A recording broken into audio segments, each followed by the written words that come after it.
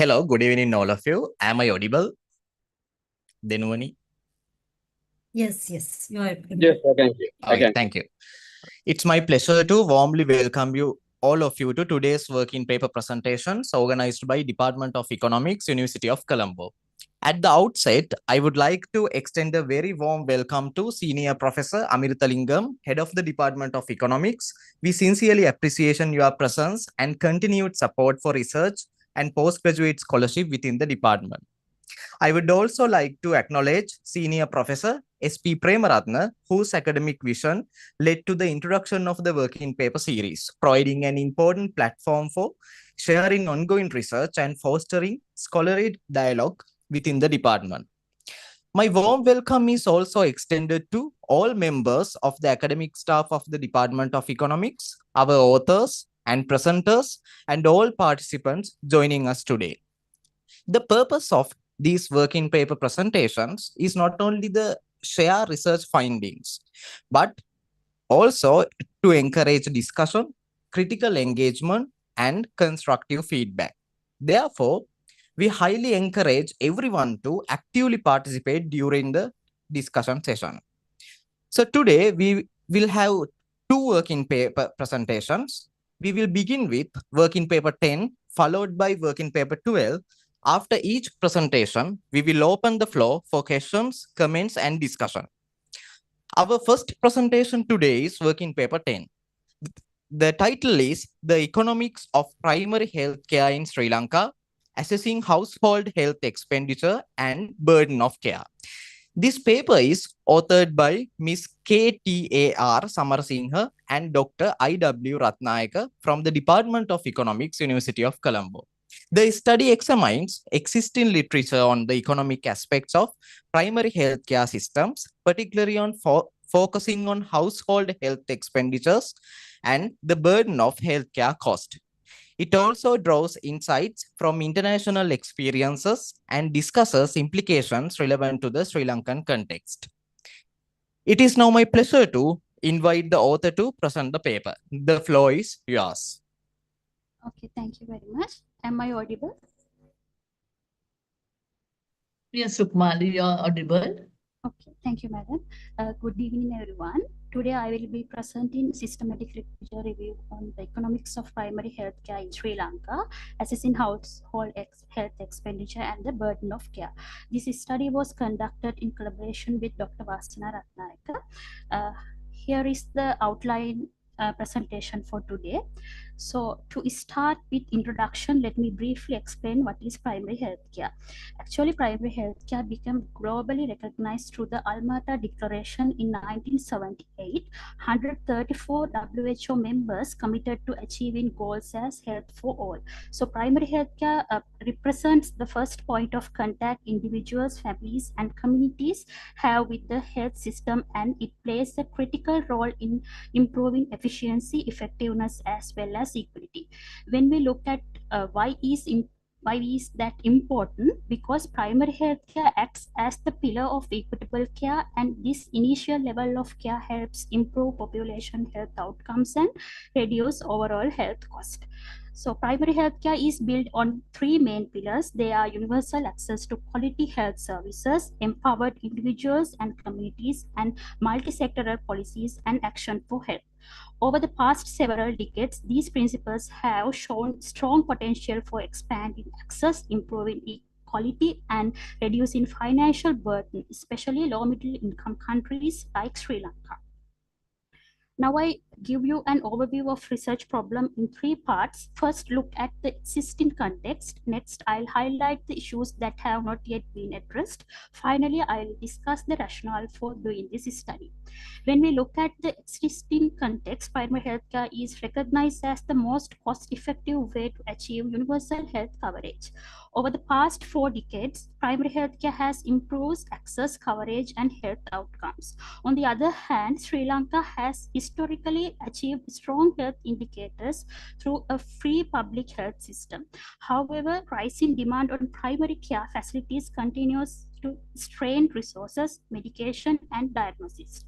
Despite reforms, several issues remain unaddressed. Some of them are persistent underfunding, underfunding and resource inefficiencies, rural-urban disparities, service bottlenecks. These disproportionately affect vulnerable groups.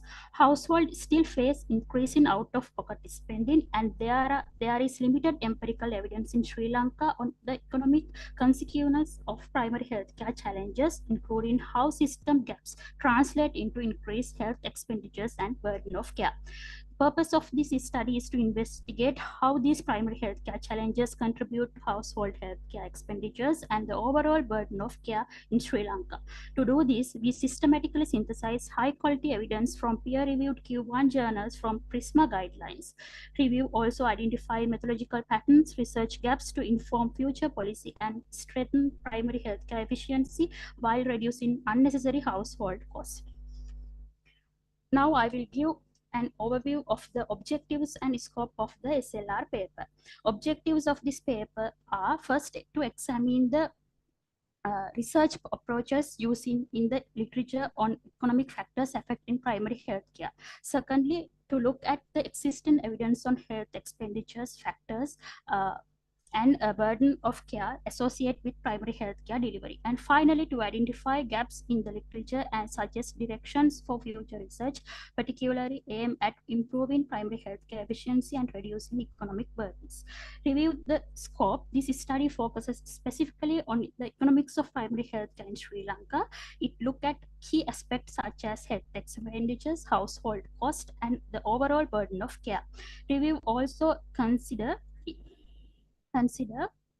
equity issues, especially if differences between rural and urban population. Additionally, this examines efficiency, governance, and financing mechanism in primary healthcare delivery. Finally, while the focus is on Sri Lanka, the insights from these review are relevant for other low middle income countries facing similar challenges. This SLR provides a comprehensive picture of the economic aspects of primary healthcare and also highlights the areas where policy and research can make a real difference. Next, I'd like to talk about significance of this study. Here, identify several important insights about primary healthcare in Sri Lanka. First, there is a clear evidence gap. Very few studies actually measure the economics burden of primary healthcare, and almost none look at hidden costs such as travel time, waiting time, or caregiving burden on families. Second, review highlights a strong quality, equity, and access concerns, especially rural communities consistently face shortage in services, essential medicine, and diagnosis, and vulnerable groups are disproportionately affected by these gaps. Third one is finding have important policy implication. They provide evidence that can support universal health coverage reforms, strengthen financial strategies, and guide crisis recovery planning. At a system level, the review shows how issues related to workforce, infrastructure, governance, and leadership directly affect primary health care efficiency. When these systems are weak, national health costs rise unnecessarily. Overall, these insights create a solid foundation for future research, helping identify where evidence is lacking and what areas should be prioritized to improve primary healthcare efficiency and reduce the economic burden on communities. The next point I want to cover is what are the methodology used this study. Use major databases, including IMBAS, ProQuest, PubMed, Chester, Google Scholar, Econlit, and Scopus, and included Q1 ranked journals articles published between September 2005 and April 2025. Most sources were peer-reviewed studies with one report. Inclusion criteria are studies to be published in English, focus on primary healthcare in Sri Lanka, and report on health expenditures or economic burden of care. Both quantitative and qualitative research were considered. Studies were excluded if they lacked an economic focuses for diseases specific without cost data, or examine issues like patient expectation or quality tools without linking them to financial impact. Study selection involved independent screening, removing duplicates, and full text reviews when eligibility was unclear. Data extraction was done using Excel, capturing study characteristic, methods, and key economic findings. PRISMA 2020 framework guided the identification, screening, eligibility, and inclusion process using structured keyword strategy with Boolean operators.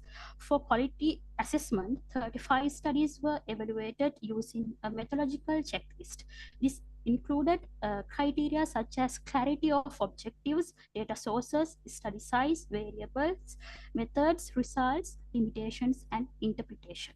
Only robust and economically relevant studies were included, while reviews, pilot studies, working papers, theses, books, and non-English publications were excluded.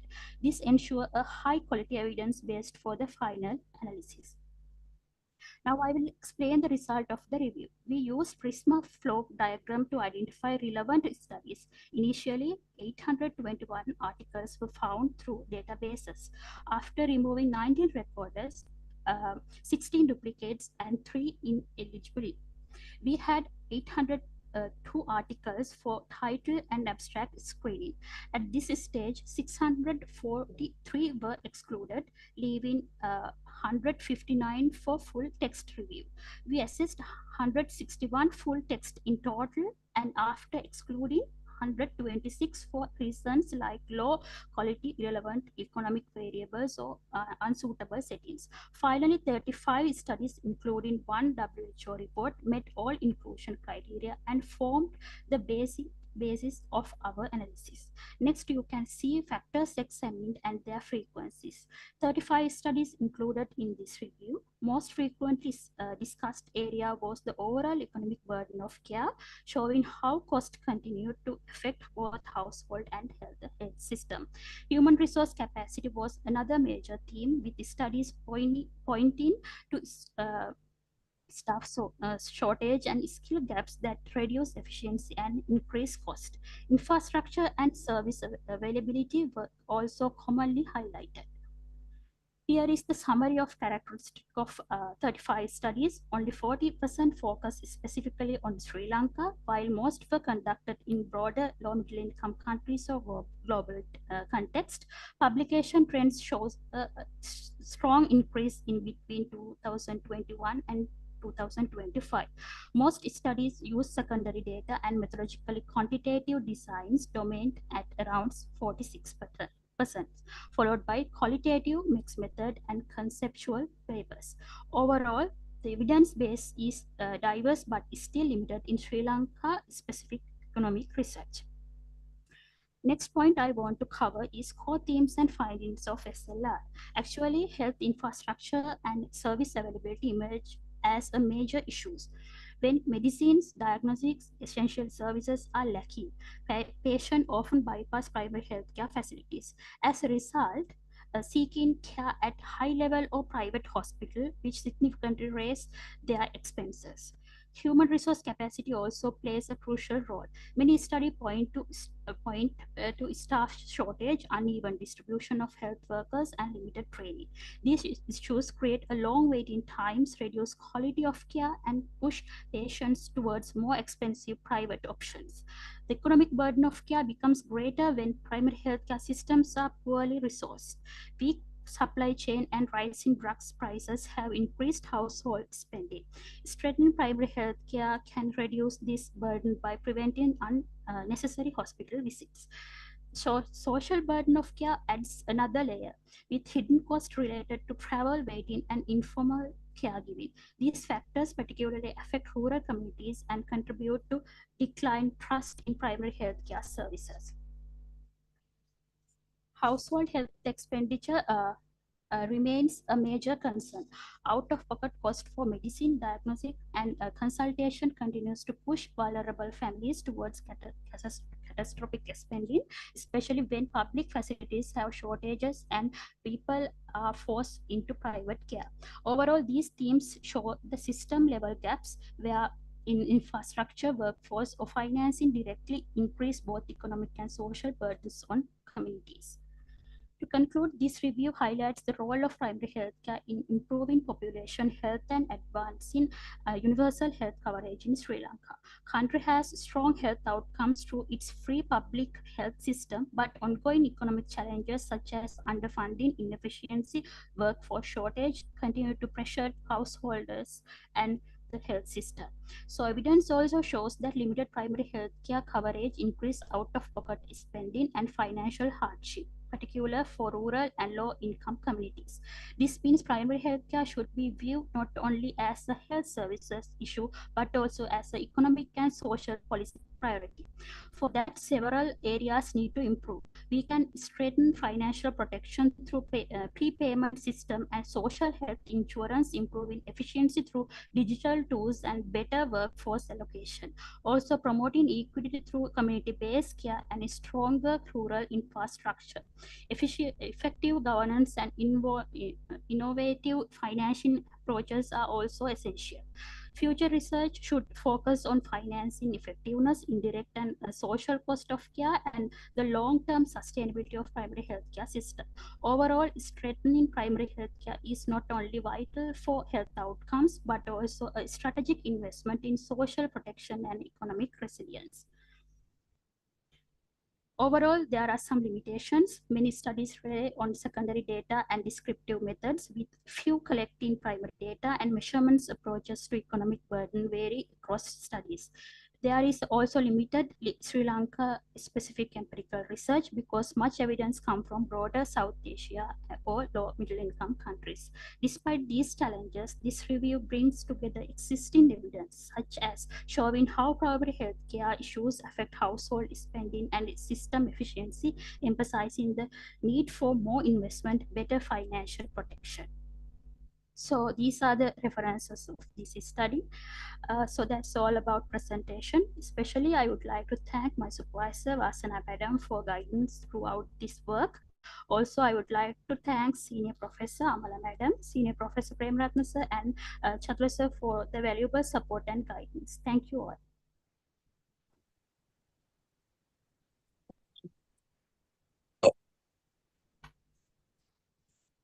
Ms. Amarasinghe, thank you very much for that insightful presentation. Next, I would like to start the discussion by inviting Senior Professor Amalada Silva, the reviewer of this paper, to share her thoughts and insights. Madam. Thank you, Shihara. And could you share my document? Is it possible? Yes, Madam.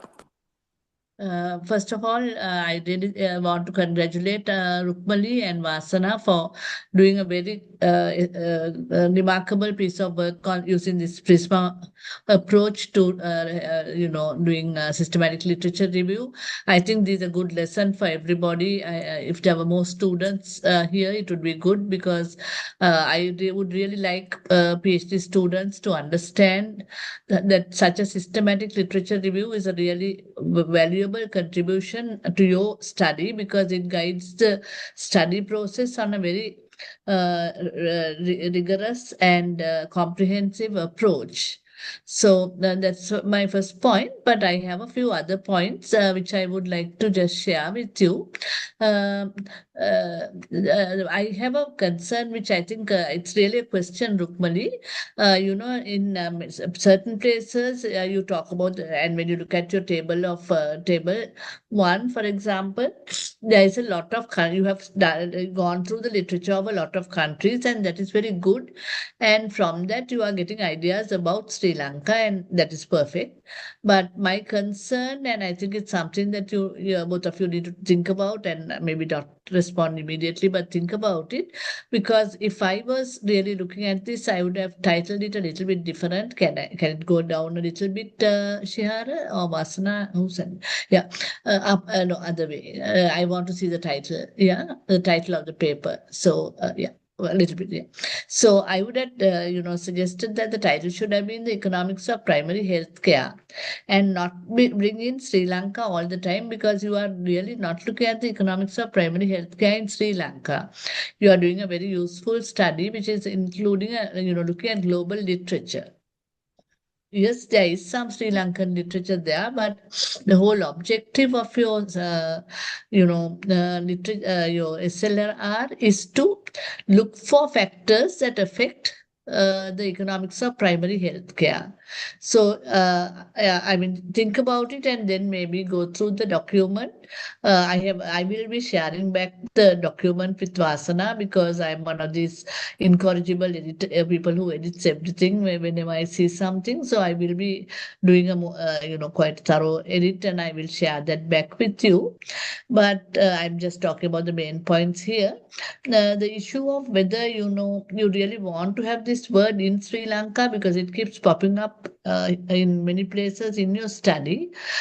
Because actually the value of your SLR is about the economics of primary health care, not about the primary healthcare in Sri Lanka. That is what you are doing your thesis on. And this is part of the process. So I just want to draw your attention to that whether you basically need to have in Sri Lanka coming, because I think what you are doing is a very useful process of reviewing literature, looking for determinants related to the primary healthcare, not the economics of primary healthcare, not so much. And then what you find, you will be applying to Sri Lanka in the later chapters. But in this document, I would my suggestion, but I mean, think about it, and maybe you have a different opinion, is that the idea in Sri Lanka is not necessary. It comes up in the abstract, it comes up here and there. So Shihara, can you move it down a little bit? And then the second point I want to make is, of course, it's not easy. I was trying to get at this global index medicus, WHO, which is very good because it gives a lot of literature that is could be quite relevant. If you are interested in pursuing that, first Google and see what it's all about, the global index of medicus. And if you are interested, I can probably try to help you get access to the information there.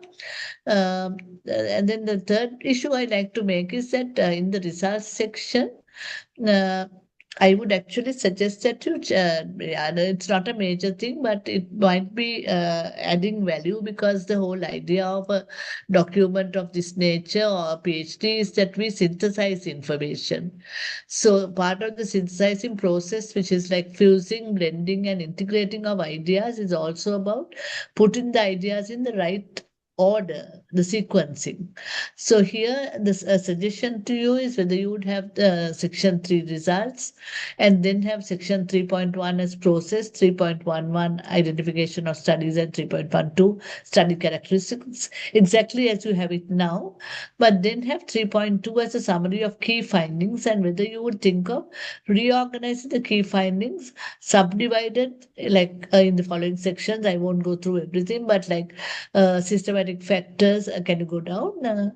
Economic factors, geographical factors, social-cultural factors, political factor, and administrative factors. What I have done is I have taken the titles you already had, but reorganized it after categorizing them, so that when you do this process and you do it for your results also, when you're actually presenting your results, somebody reading is reading very similar material one after the other rather than jumping from topic to topic. So this is just a suggestion of whether you want to reorganize the a pattern of how you present your results. And in the introduction, it's just a very minor point here that, the idea is that Sri Lanka actually got into PHC before the WHO and before Alma-Ata. So I was just curious. I asked AI, Sri Lanka was into PHC before Alma-Ata, and AI confirmed it. And it also threw up some WHO documents that support the idea that Sri Lanka actually did very well in coming up with PHC approach before Alma-Ata. So I just wondered whether that should be something you touch on either here or somewhere else in your thesis. I think a conceptualization diagram would be very useful. This is just a very rough and ready one that I have just put in, where these are factor A, B, and C, and D are like the points that you had where you were presenting your different results. But the idea that all these factors affect two things, they affect PHC provision and PHC utilization. And together those contribute to the economic impacts of PHC. So that's just a conceptualization diagram just to get you thinking. I'm not saying use this diagram, but I'm saying that it might be useful to visualize what you are doing, because you're doing something very useful. You're coming from the factors that affect PHC to the impacts of PHCs. So it's a very you're looking at the causes of why PHC is doing well or failing in most cases, and then how that failure of the PHC provision is actually contributing to the economic impacts of PHC, the consequences of when PHC fails, that people are going to suffer catastrophic health expenditure. They are going to suffer from having to spend a long time in the hospitals, travel long distances, a whole lot of impacts that you very rightly identify. The next point I want to make is the flow chart. It goes very clearly up to a point, but then I got stuck, and then I realized that you had I think there's a footnote that is missing, but where if I was to put forward what you are saying, I would say there were 802 studies, of which 638, not 643, but 638 were dropped because they were not relevant. And then there were 5 others which you felt that the title of them were, you didn't know what it was saying, and you wanted to find out about them. You tried to retrieve these papers, and of those you could not retrieve 3 papers. So altogether 641 of the 802 had to be dropped, and you were finally left with 161 papers. So there are these 5 papers. Business is a bit unclear as to where those 5 papers arrived from, and it's very clear that of the 5, only 2 were accessible, retrievable, but 3 were not retrievable. But that they are already inside that 643 is not that clear. So I thought maybe it should be pulled out and explained a bit more. Maybe that's what you wanted to do, because there were 2 stars on that. So maybe that's a footnote is missing or something. That's another option, or to reformulate that slightly. And there is some wording changes. Those are not important. I mean, I will share them with you later. But your use of a radar graph was excellent, and you raised a very important point when you said notably most studies analyzed multiple variables simultaneously, underscoring the interrelated nature of the PHC system, because that is both the strength and the weakness of the PHC system is its interrelated nature. Because it is interrelated, it can provide a vast array of services to the community. But again, the interrelated nature of the PHC system means that if any part of it fails, it is likely to weaken the entire PHC system. So you were very right in when you highlighted the fact that notably most studies analyze multiple variables simultaneously, underscoring the interrelated nature of PHC system performance and its impact on both economic and social burdens of care.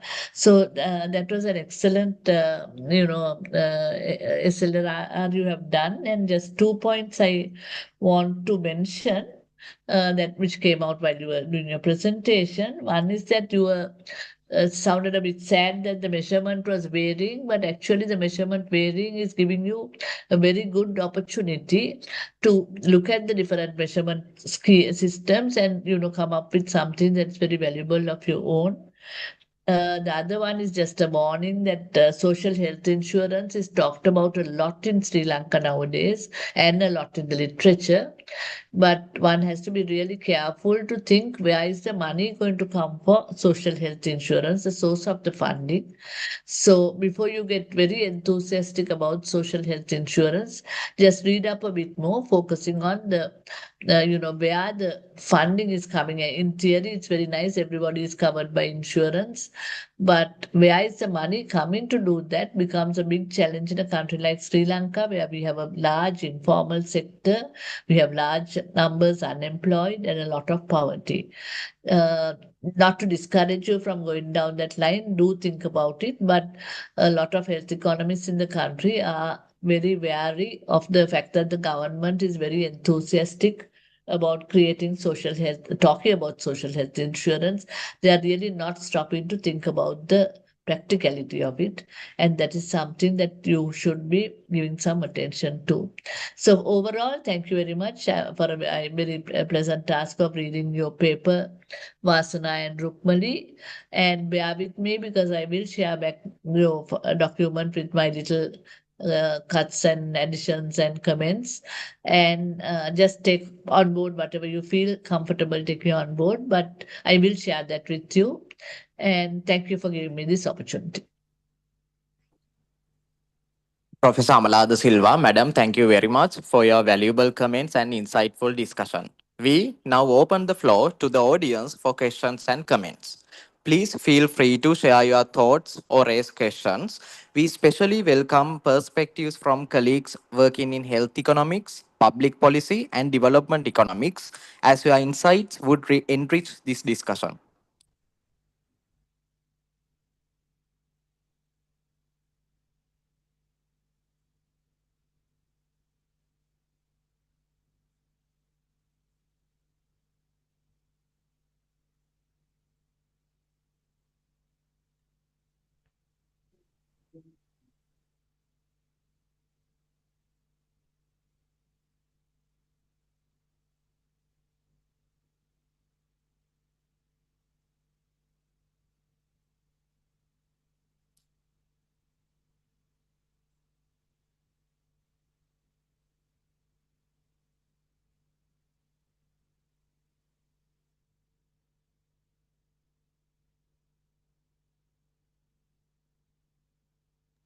Okay, so it seems no questions from the audience. Thank you very much for the engaging discussion.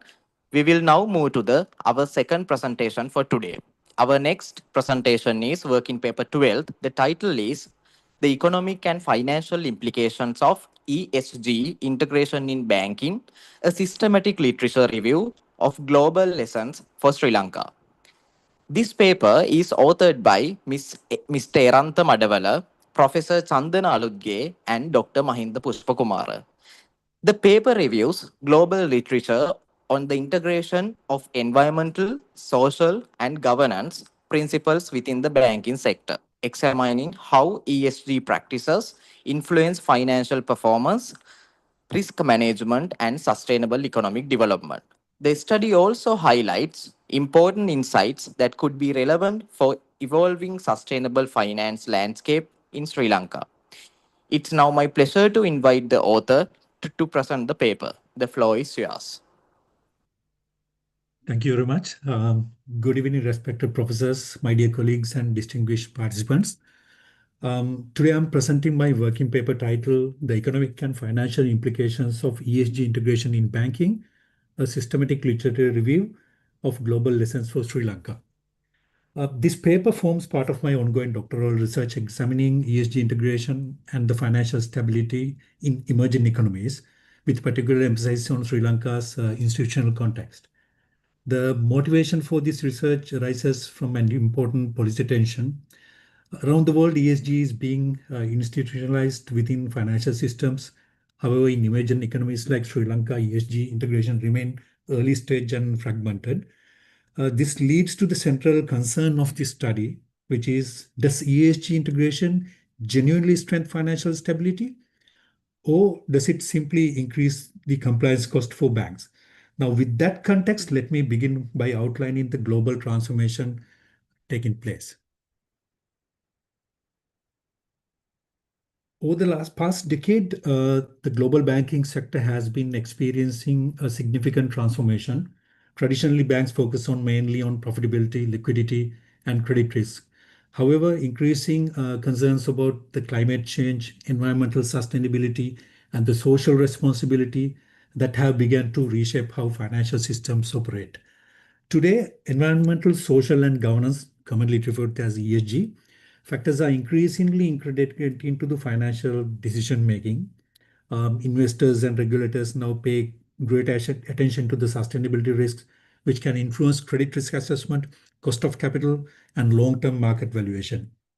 At the same time, regulators and the international institutions are gradually incorporating sustainability considerations into the financial regulations and disclosure frameworks. As a result, ESG is no longer viewed as a voluntary or corporate responsibility initiative, but it is increasingly becoming part of a broader financial system. However, despite this global shift, the actual economic and financial implications of ESG integration in banking remains debated. This leads to the key question explored in this study. How does ESG integration influence financial performance and the stability in the banking sector? The main research question of this paper is, does ESG integration enhance financial performance, risk resilience in banking, particularly in emerging market context? Now, to answer this, I examined three interrelated dimensions. First, under what institutional conditions does ESG integration create measurable financial value? Secondly, what role does governance play as a transmission mechanism between ESG adoption and the financial outcome? And thirdly, what transferable lessons from mature and emerging markets are applicable to Sri Lanka's banking sector? To answer these questions, it is necessary to establish the theoretical foundations and explain how ESG may influence financial outcomes. The theoretical framework, the study integrates four complementary theoretical perspectives. Firstly, the stockholder and the legitimacy theory, which suggests that ESG reduces the information asymmetry, enhances transparency, strengthens institutional reputation, and thereby lowering perceived risk. Secondly, the resource-based view that conceptualizes ESG as a strategic intangible asset that can generate long-term competitive advantage. Thirdly, the regulatory economics emphasize that effectiveness of the ESG adoption depends on policy maturity, enforcement capacity, and the institutional quality. Fourth, financial intimidation and the risk theory that highlights that ESG integration can reduce credit risk and transition risk exposure by encouraging more prudential lending, forward-looking risk assessments. Now, across all these frameworks, a central insight emerges, that is the governance quality act as the key transmission mechanism linking ESG integration to financial performance and the stability. With this theoretical foundation established, now I turn into the methodological approach. It's basically, this paper adopts the PRESMA 2020 guidelines, and I have reviewed and synthesized 36 peer-reviewed studies published between 2013 and 2025, covering Europe, Asia, and several emerging market economies. If you ask me why this time period, that is the time period where most number of articles has been published. The focus on ESG financial nexus, especially examining how ESG measures relate to profitability, risk indicators such as ZCO, non-performing loan ratios, and the lending behaviors. The objective of the systemic approach is to provide comprehensive, transparent, and unbiased synthesis of global evidence. Now, having established the methodology, let me now summarize the landmarks studies review here. The evidence in the literature has evolved over time. Early studies around 2019 and 2020, like Shakil and Debati and others, they generally report a positive relationship between ESG performance and the financial outcomes such as profitability, operational efficiency, and the reputational strength. The more recent studies from 2022 to 2025 by Urso and Mirza et al. Provide more nuanced view. They suggest that ESG integration can enhance market value and investor confidence, but the relationship is not often non-linear. Some studies identify an inverted U-shaped effect, where moderate ESG investment improve performance, while excessive spending may reduce returns. More importantly, recent researchers emphasize the role of institutional context. The studies published around 2024 indicate that ESG benefits tend to be stronger in countries with mature regulatory frameworks and strong governance systems. In contrast, many emerging markets, ESG adoption is still largely compliance-driven and sometimes only symbolic. Overall, the literature suggests that ESG does not actually create financial value. Its impact depends significantly on governance quality, regulatory maturity, and the institutional readiness. This leads us to compare the evidence between mature and emerging market contexts. In mature and highly regulated markets, particularly in Europe, North America, and advanced economies, ESG integration is associated with positive financial performance. The governance pillar shows the strongest statistical significance. ESG improve, non-performing loan reduce, funding cost decrease under strong regulatory frameworks. But emerging and early stage markets, they show mixed to insignificant profitability effects. ESG adoption is frequency only compliance driven. There's weak enforcement mechanism, increasing greenwash risk, limited data infrastructure contains measurable impacts. Therefore, the ESG effects are institutionally dependent rather than universally positive. This comparatively evidence has direct implication on Sri Lanka. Sri Lanka has taken several very important towards integrating sustainability considerations into financial systems.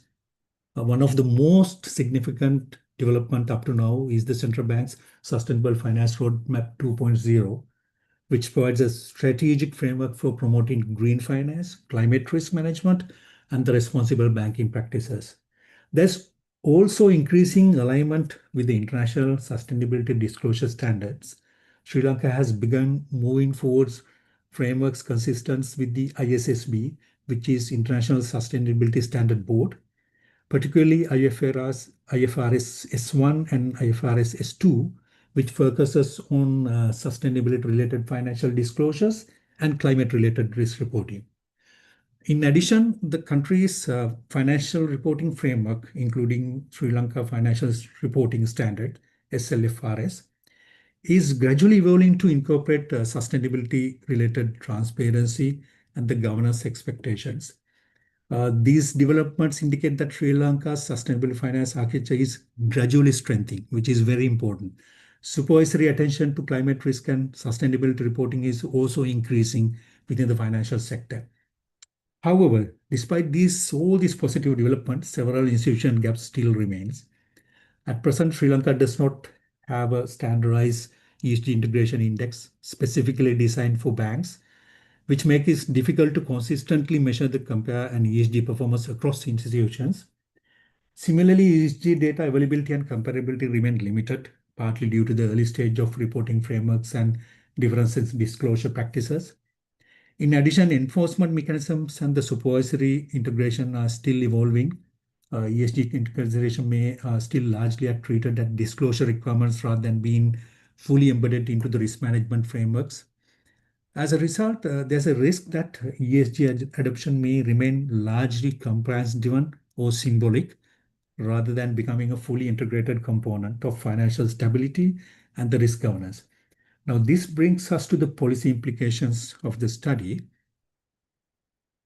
Several major policy directions emerge from the evidence. Firstly, strengthen disclosure and market discipline by enforcing consistent ESG reporting standards. Second, it integrates ESG supervisory and prudential frameworks, embedding climate and transition risks into oversight process. Thirdly, develops a Sri Lanka specific ESG integration to improve the comparability and the measurement. Finally, ensure ESG is incorporated into the broader financial stability architecture rather than treated as a corporate responsibility exercise. The core issue is not the adoption, but it is the institutionalization. Beyond banking institutions, ESG integration has broader implications for economic stability and the sustainable development. First, stronger ESG frameworks can improve financial system resilience by encouraging banks to better identify and manage long-term environment and transition risks. Second, credible ESG disclosures can strengthen investor confidence by improving transparency and reducing information asymmetry in the financial markets. Third, ESG integration can influence capital allocation decisions, encouraging financial institutions to direct funding towards more sustainable and resilient economic activities. Finally, effective ESG governments can help build public trust in the financial system. Very important, particularly as society increasingly expect financial institutions to support responsible and sustainable development. Therefore, the ESG integration should not be viewed only as a regulatory or compliance issue within banks. It has a wide implication for the financial stability, market confidence, and the long-term sustainability of the economy. In conclusion, the global evidence suggests that ESG integration can strengthen financial stability, but only when it is supported by strong governance structures and mature regulatory systems. In other words, institutional readiness plays a decisive role in determining the outcomes. For Sri Lanka, the key question is not whether ESG should be adopted. That debate has largely settled. The real challenge is how ESG can be effectively embedded within the supervisory frameworks, disclosure standards, and the prudential regulations. If properly institutionalized, ESG integration can contribute to stronger risk management, greater financial resilience, and more sustainable long-term economic development. Therefore, the central policy challenge is very clear. The issue is not adoption, it is the institutionalization. Thank you very much, and look forward to hear any comments and discussions. Mr. Erantha, thank you very much for that comprehensive and insightful presentation. Before we open the floor to the audience, I would like to invite a few distinguished members to share a few words for both presentations. First, I would like to invite our esteemed Senior Professor Amirthalingam, Head of the Department of Economics, whose guidance and continuous support made this initiative possible, to share a few words. Sir? Thank you, Shehara. I enjoyed the presentation. The particularly reviewer comments are useful and constructive. When both presenters address the comments given by both reviewers, I think that it will be excellent papers. Okay, thank you. Thank you. Good luck. Okay, thank you very much, sir, for your valuable comments. Next, I would like to invite Senior Professor Premaratna, the visionary behind this working paper series, who initiated this valuable platform, to share a few words. Sir? In fact, thank you very much, Shehara. And so the both presentation very nicely done, and also the organizing the Chatula, and also here Professor Amirthalingam is as head of department giving all the support, and the first paper already revised by Professor Amala. I think that's got a lot of inputs. And this working paper series has three avenues, and this is the one we start first. Actually, the led by the Dr. Vashana, a systematic literature review. So we have the second series also going result finding. It doesn't mean that the only PhD student, all the department colleagues and the other outsiders also make presentation, and we add a second. And the third one focus the policies, and still I think next week one going to happen. They are the policy-oriented papers. That also mainly the PhD latest stage students and already submission level, and also the department colleagues and some outsiders. So this we start to improve the department research capabilities and capacities.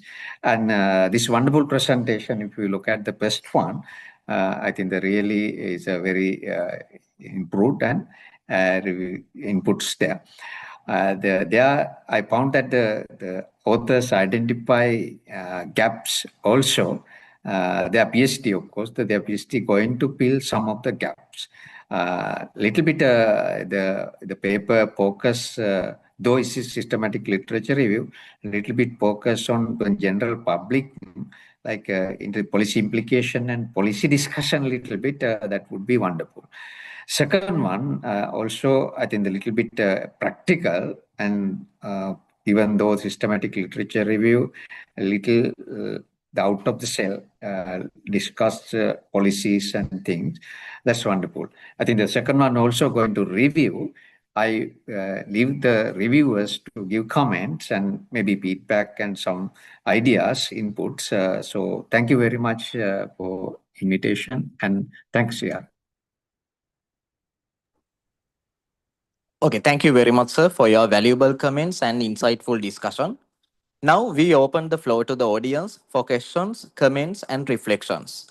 Given the growing importance of sustainable finance and responsible banking, I encourage participants to share their views and insights.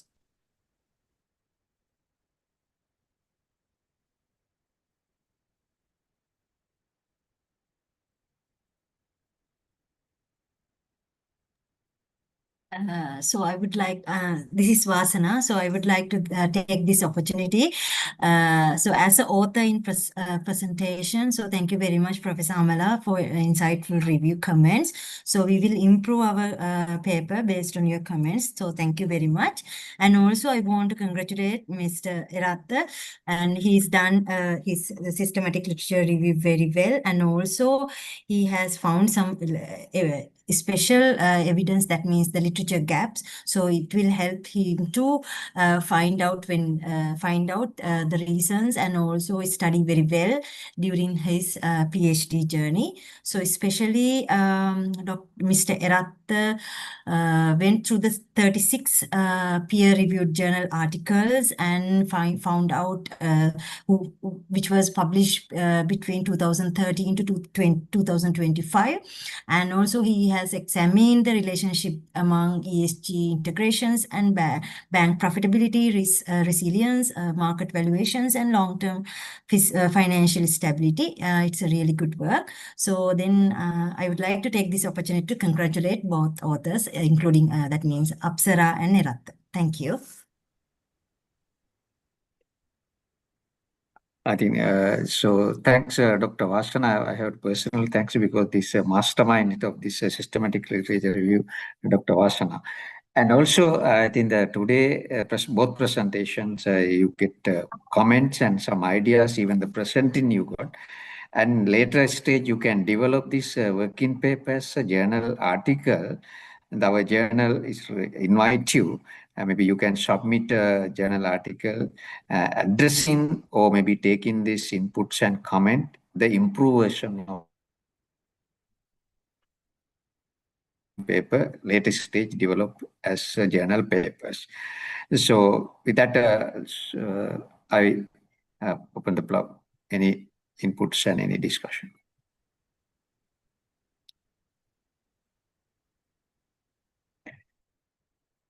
Okay, thank you very much.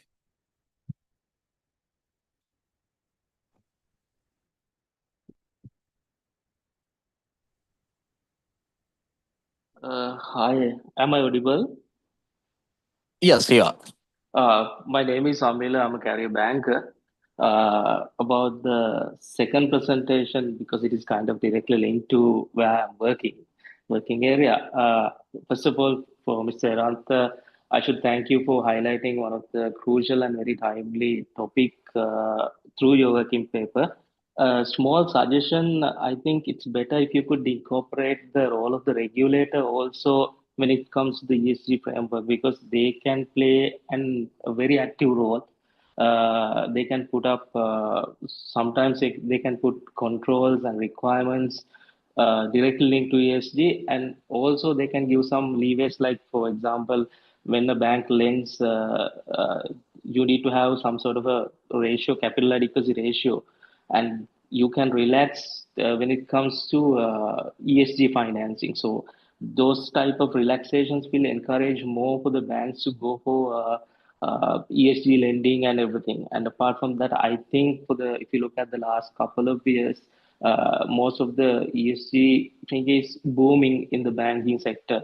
For example, if you look at last year or before, if I remember right, DFCC went for the green bond, green financing. So those are emerging. And like I said, if you can incorporate the role of the regulator also, because regulator is playing a very active role, that would add so much of value into the presentation. Thank you so much for the opportunity, and thank you for the presentation. Wish you all the best. Thank you very much, Mr. Amila. Well taken your comments, and I 100% agree. The regulatory role is one of the most important aspects. Even I have find out during my literature review. Point taken. Thank you very much.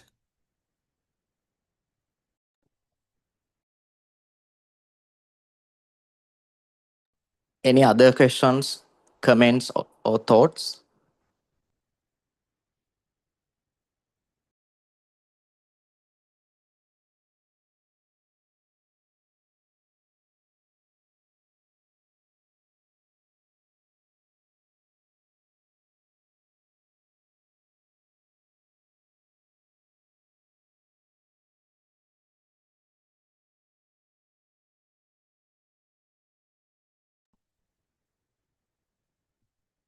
Dr. Mahinda Pushpakumar is with us. So, sir, do you have any comments? Okay, thank you for inviting me. Uh, Actually, Iranda has worked with me. We had several discussion related to systematic literature review, and we gave our comments at the initial stage. I think today he did the presentation very well. Then one more point I want to add. Uh, I think mainly in the presentation, he gave the background as well as the theoretical framework and the key finding of literature review. Then mainly he presented the findings related to relationship between ESG and bank performance and these things. I think we can improve this the systematic literature review by incorporating the methodology the other researchers have used to identify these relationships.